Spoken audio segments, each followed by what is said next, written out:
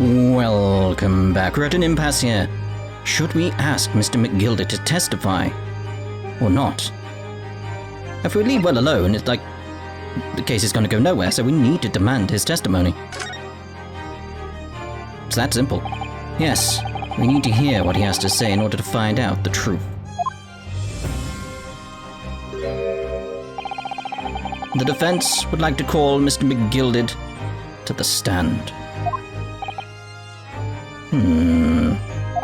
In that case, I would like to hear the opinion of the jury.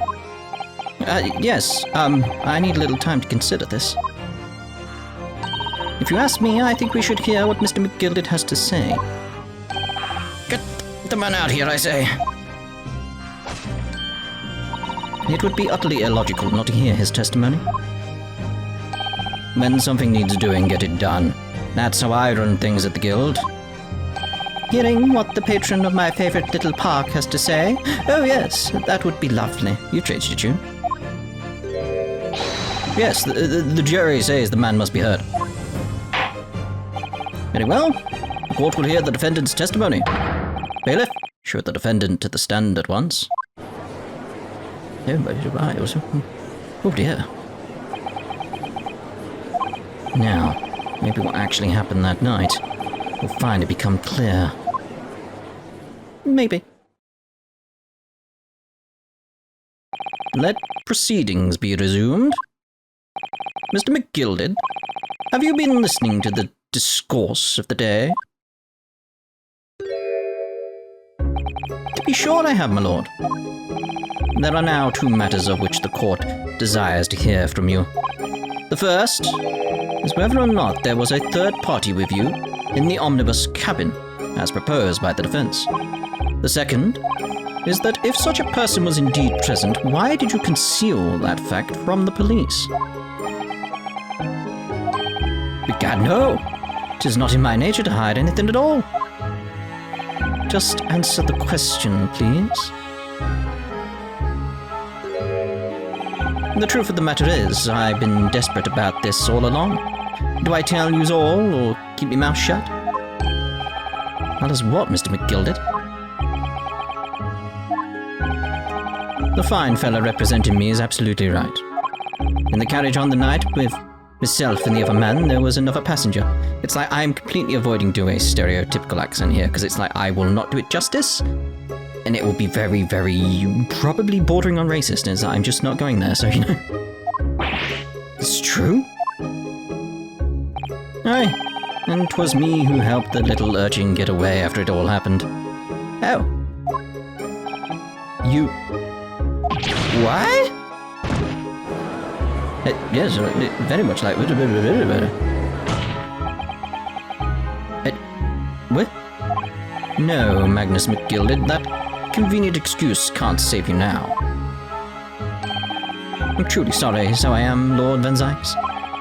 I'm sure you'll be wanting to know why I said nothing when I was taken in by the police. I do be having a very good reason, I assure you. Which was... Oh, the little child was just in the wrong place at the wrong time and not in any way involved, you see. What? If the police had known the wee one was there, they'd have assumed she'd done it. They'd have hauled her into this here courtroom just like myself. I was only trying to spare her that. Young hearts and young minds are easily damaged, my lord. And who was this young child of whom you speak?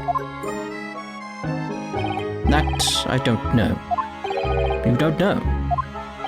Well, the wee ting just happened to be in the carriage that night. I never saw her before or since. Objection! We have absolutely no reason to believe this man. The prosecution calls for the witness's statements to be disregarded by the court. You know, I wouldn't be surprised if the urchin isn't here in this courtroom as we speak, listening to the proceedings. What? Bang. What bang? What? Ah! Smoke! Fire! There's a fire! Ryan started the fire! There's someone trying to get away! It's no use. I can't see a thing. It's so dense. What is going on? Be careful, Mr. Naruhodo. Cover your face. Bailiff, Don't let the accused escape. Secure the omnibus. I hereby call an emergency recess. Bailiff, ensure the defendant is in custody, and clear the courtroom. What's going on here? We were hurriedly removed from the smoke-filled courtroom by the bailiff. Amid scenes of chaos as people stumbled over one another in their desperation to flee the chamber. We had no idea what was happening. All we knew was that, for the time being at least, the trial was suspended. To be continued. Oh. We'll get going. Come on. Come on, come on, come on, come on, come on, come on, come on, come on. Come on. No, let's just go. 18th of February, 12:52 p.m. The Old Bailey. Defendant's antechamber. What on earth just happened in there? Mr. Naruhodo, I've managed to find out what happened. Miss Susato. I was told it was an advanced form of smoke grenade, a type of exploding device that releases smoke. A smoke grenade? It sounds like the sort of thing ninjas use.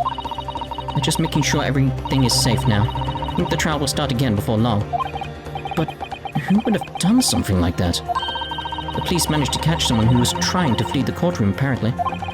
Flee the courtroom? Why? Well, it's a young girl of around 15, I hear. A young girl? And could it be the other passenger that Mr. McGildy was just talking about? My thoughts exactly. So he wasn't lying. Oh, what's become of Mr. McGildy, actually? There are so many things I need to ask him about. But he's not here. I think he was summoned to the prosecutor's antechamber to answer questions, along with the young girl. Who is she, I wonder? What was she even doing here at the trial? She was taking a huge risk. What possible benefit to herself? There's another matter that's troubling me. What's that? The 20 pence.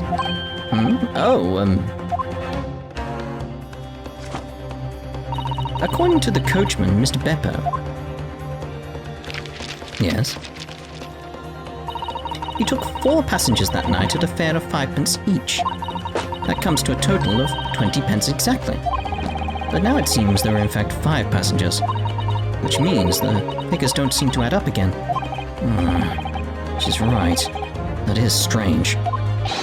Counsel for the defense, kindly proceed into the courtroom. The trial will recommence in 5 minutes. Oh, thank you, officer. We'll go in straight away. Well, whoever she is, I imagine this young girl will be asked to take the stand and testify now. I really can't imagine what she's going to say, but it could alter the whole direction of the trial. We'll know soon enough, Miss Susato. Yes. Cogs of the game. Everyone. 18th of February, 1 p.m. The Old Bailey, courtroom.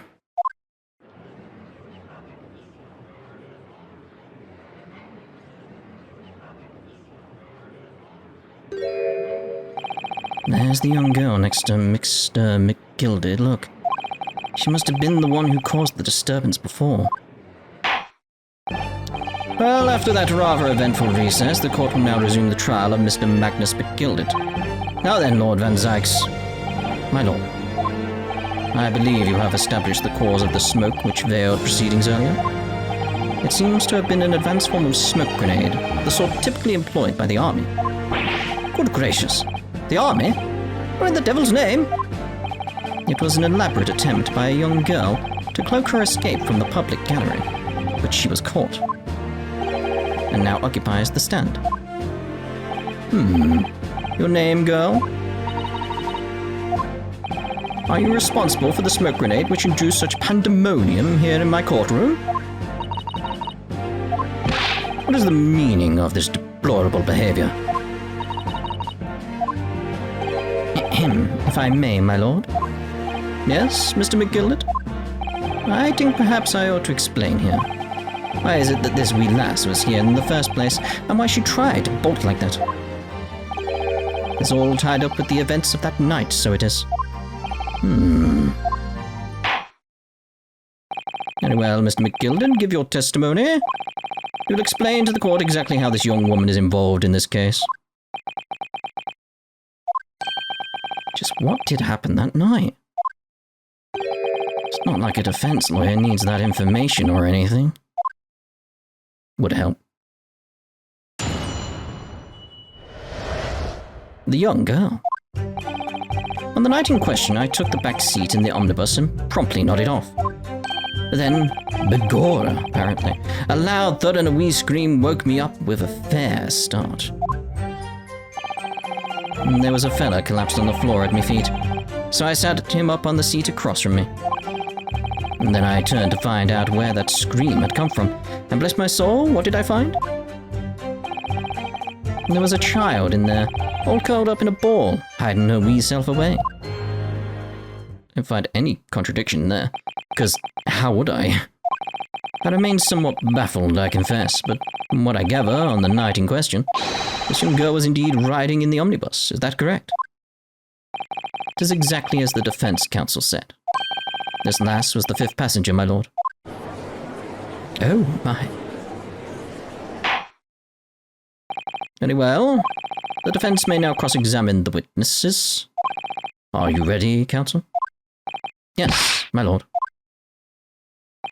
Rather, no. No idea where to start. Yeah, it's like, I feel like I was gonna go with the whole, like, yeah, like, we'll press on things that I feel like are important, but like that, I got nothing. Because I don't know how to corroborate or question anything he said. So we're gonna have to press on everything. The young girl. On the night in question, I took the back seat in the omnibus and promptly nodded off. Yeah, okay. Hold it! When you first got onto the omnibus, were there any other passengers already on board? There were not. The cabin was empty and there was no one on the roof deck either. You were the first passenger, as it were. I see. Aye, and that's why I took the backside as I did. 'Tis the most comfortable, so it is. Could you explain exactly what you mean by the back seat? By all means. 'Tis how you already described it earlier. I'm talking about the seat opposite the one in which the poor gentleman was stabbed was sitting.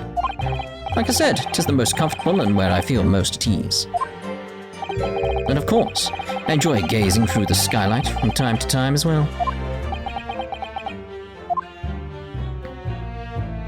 Oh, and then begorra, a loud thud and a wee scream woke me up with a fair start. Hold it! A loud thud, you say? And a scream? Aye, that's right. How can I explain it?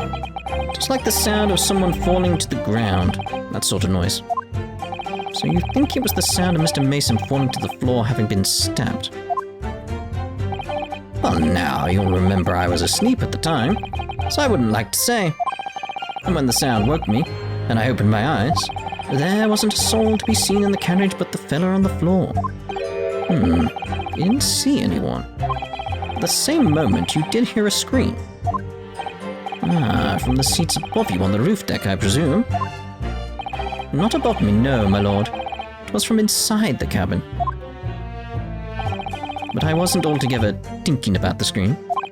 No, I was too stunned by the desperate sight before my eyes. Me eyes, apparently. There was a fella collapsed on the floor at my feet, so I sat him up on the seat across from me. Hold it! You sat him up? The victim, you mean? That I did. On the seat across from me, as I said. You could plainly see the poor devil was already gone.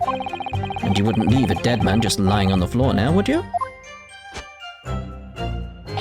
'Tis common courtesy, so it is. Find that a little hard to believe. Ah, Lord Van Zykes. Now why would that be? You wake to find a man lying dead at your feet in a carriage, and any normal person would hail the cabman. Any upstanding member of London society, that is. Well now, as you know, I'm in something of a special line of business. The business of lending money at exorbitant rates of interest. Unfortunately, my lord, not everyone is thankful for the help I offer them, and some would even see me dead. So I do try, where at all possible, to avoid getting myself in a tangle with trouble. Are you suggesting you were just going to leave the man there? Heavens alive, no! I was always intending to report it, so I was. Only I had a mind to find out the whys and wherefores first. The whys and wherefores? Right you are. There were some details I wanted to understand before anyone else got to meddling. That wee scream I heard, for example. Would you good self just do the same? Yes. Screamy says he heard at the same time as the thud on the victim collapsing. Then I turned to find out where that scream had come from, and bless my soul, what did I find? There was a child in there, all curled up in a ball, hiding her wee self away. I should go back, because I wanted to press that. Hold it! I'm afraid I don't understand. I'm sure you told the court that there was no one else in the carriage except yourself and the victim. Yeah. So I did, sir, so I did. As far as I could see, that is. Oh, here we go. What do you mean by that? Well, now, 'tis a queer thing. The wee scream I heard as I woke up. It came from, if you'll excuse the vulgar expression, under my backside. Good gracious. Under your backside? And when I lifted the seat on which I'd been sitting, I found there was a wee cubby hole there for storage. Mr. Naruhodo, we can examine the omnibus ourselves, remember? Yes, of course. The whole bus was submitted as evidence. This would be a very good time to have a thorough look around inside. And that's when I found her. Well, let's go have a look inside, because that's clearly what it wants me to do then. So, yeah. No, I want to present, thank you. No,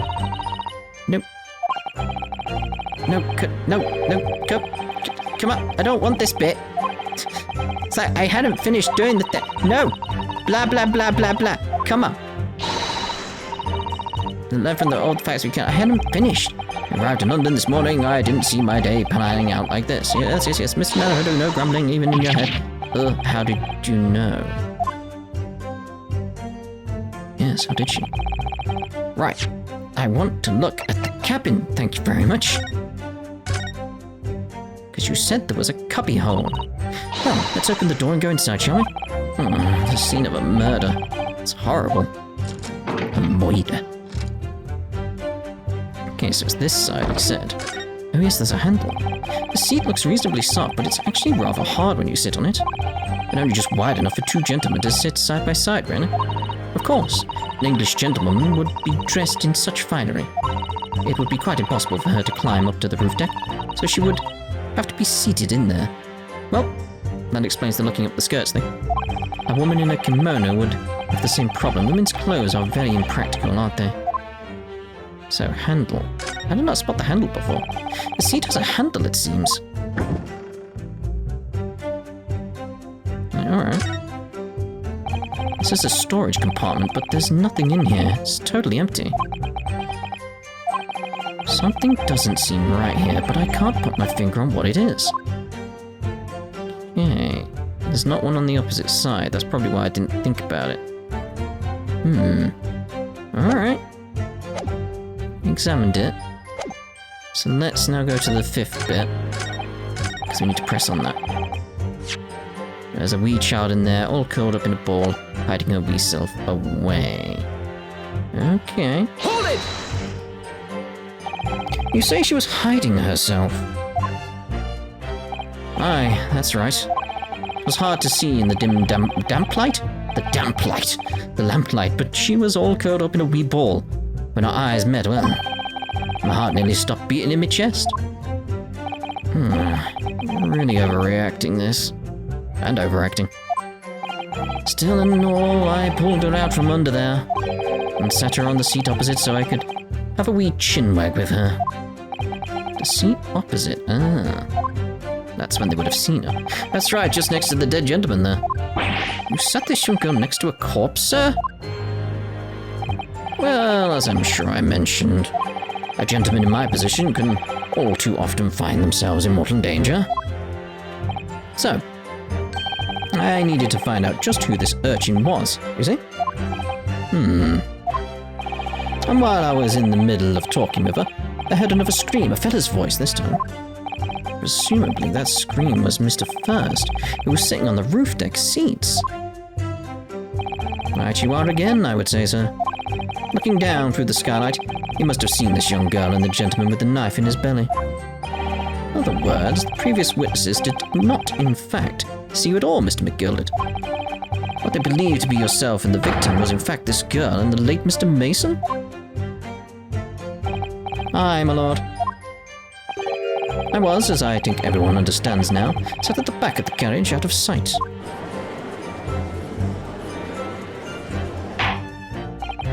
It is certainly plausible. The defendant is somewhat diminutive in stature, and readily confused, perhaps, with this young girl. After that, of course, with a scream from the gentleman over us, the driver realized something was wrong and pulled up the horses. Thank you, I've heard enough. The events, as explained, are clear in my mind. However, at least one conundrum remains. Who is this girl? Her name is Gina Lestrade. Okay, my lord. She's a chancer, earns her crust among large crowds, relieving people of their purses. What's commonly called a pickpocket. What? This girl here? A petty thief?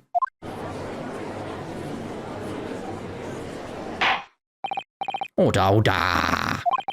Is this true, Miss Lestrade? Miss Lestrade, you will answer the question. Where? How dare you? What is the meaning of this? I was expecting his I was expecting his beard and his wig to be purple now, but no. The girl. She's gone. Scarpet, open your eyes.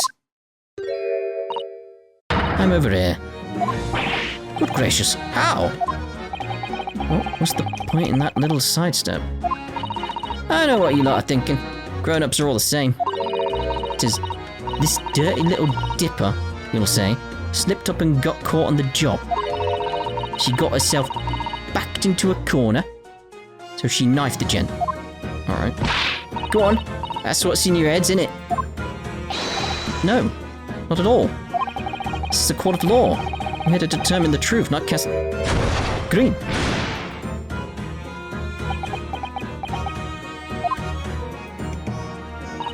Look, knives are for cowards.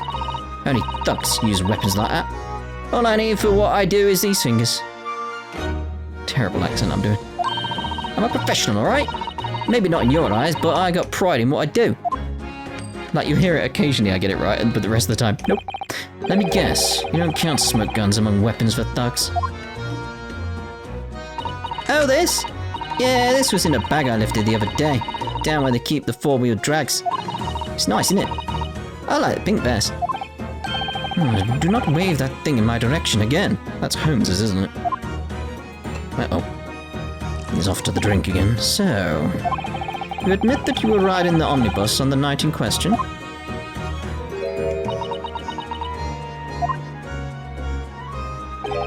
It is all right, lass. You can tell them the truth now. All right, here. Just like the Irishman said. The court accepts this girl, Miss Gina Lestrade, as a valid and significant witness in this case. Accordingly, young lady, we will now hear your testimony, if you please. You will tell the court exactly what happened in the omnibus on the night in question. All right, I have to. Witness testimony. What the girl saw. So I snuck inside the carriage before they hooked up the horses, just like always. But it was right a waste of time. Got nothing to show for my troubles that night. I tell you can't see a blind thing in that hiding place. It's pitch in there. Then after a while, here's this loud bang. Well, he jumped out my skin, I did. And the screaming just came out. It's because of that, this swell family. Didn't help me get away, mind.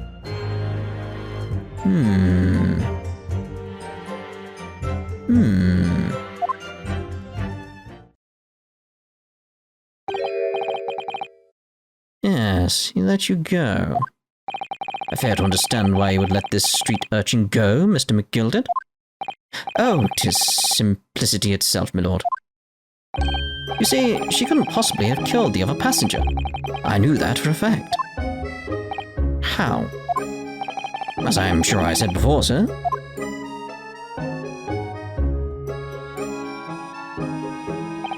I was sitting right on top of the place where she was hiding herself. I think a demonstration is called for. Is it?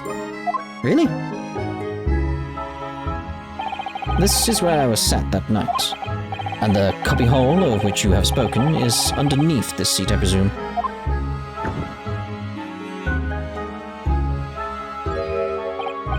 Yes. Does appear just large enough to accommodate someone of the girl's stature. Aye, but of course the wee lass was stuck in there. Because I'd parked myself on the seat for the duration. Ah!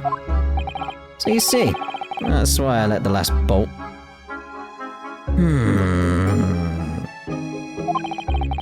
I knew that if the police found her there, they'd automatically assume she'd done it. But I couldn't live with myself if her young life was ruined when all the time I knew she was innocent. Even though you must have realized your action would result in your own innocence being called into question? Not at all, my lord. Not at all. Exclamation. I knew in my own heart that I was innocent. So I thought it was worth taking a punt on my own good name for the sake of the less fortunate lass. My goodness. What a perfect gentleman. My lord. This fine example of a man cannot possibly be guilty of a heinous crime like this. I'm ashamed of myself for ever doubting you, sir. Yeah, but...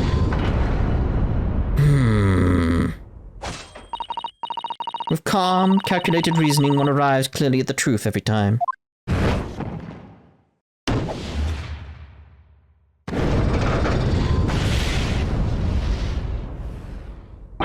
Saints alive! All 6 members of the jury consensual in their leaning to a verdict of not guilty? Oh my, this is unheard of. They had guilty earlier. Mr. Naruhodo, this... well, it must mean... It must mean what? That we're victorious. It's never that simple, is it? It's ace attorney. We've won? Are you sure? Objection! If the sight of my iron-heeled Wellington offends, pray do forgive the discourtesy.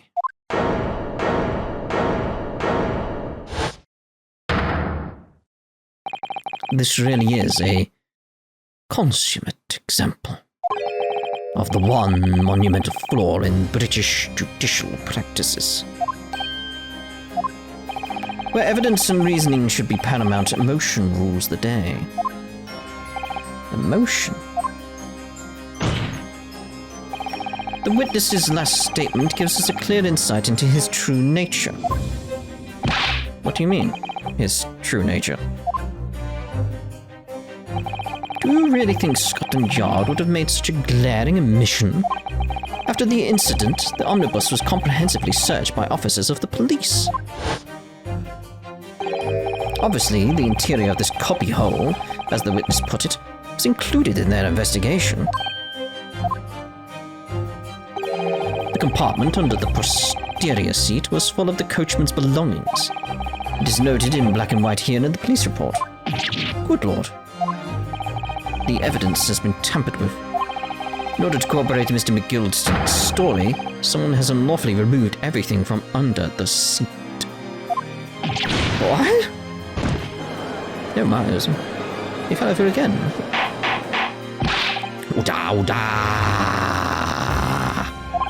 How could such a devious contrivance possibly have been effected, counsel? Naturally, we must acknowledge the deficiencies, of the constabulary in allowing this to have happened. However, I assure you, when the omnibus was wheeled into the courtroom this morning, the compartment under the seat was not empty. Well, my Nipponese friend. Me? When the carriage was submitted as evidence, doubtless you examined it in fine detail, as would any self-respecting practitioner of the law. Pray, what did you find the condition of the under-seat compartment to be? Oh, to be sure. The young gentleman will be able to clear this up in a jiffy. Sorry? Go ahead. You tell the court now, fella. How this is all an elaborate excuse by the desperate Lord Van Zykes. I kinda didn't check it. Didn't know.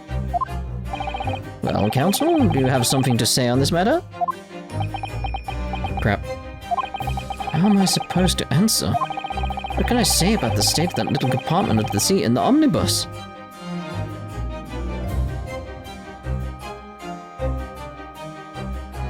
I didn't, just admit it, I didn't look. Sorry. I'm a failure. I didn't look. Why didn't I examine the omnibus more thoroughly? Perhaps I credited you with too much intelligence. It seems, my lord, that the Eastern Initiate is as unreliable as wine from the barrel. Mr. Naruhodo. Well, now it would seem the argument is moot, and the truth of the matter is therefore for you all to see, after all. That the cubbyhole under the seat is as empty as the devil's heart, so it is. Like, damn it, why? Why do I feel like something's not right here? I should like the jury to weigh in on this matter, I think.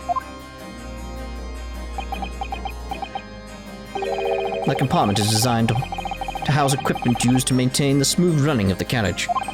The Guild's rules state that the omnibus should be properly and fully equipped at all times. So it certainly wouldn't have been empty on the night in question. Beppo isn't that irresponsible. The money-lending fleecer and the pick purse are lying. Wait, no,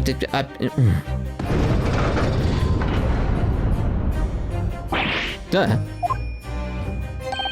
I can't believe I was nearly taken in. The stinking rich are always stinkers. Nothing but cowards, the lot of them. What? Oh no. It's a trick. Of course it's a trick.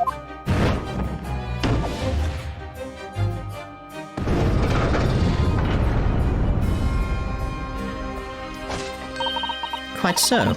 I must concur here.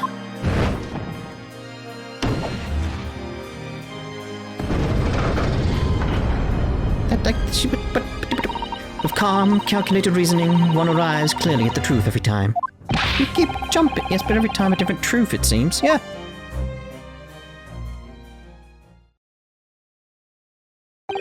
My lord, I humbly exhibit the scales of justice.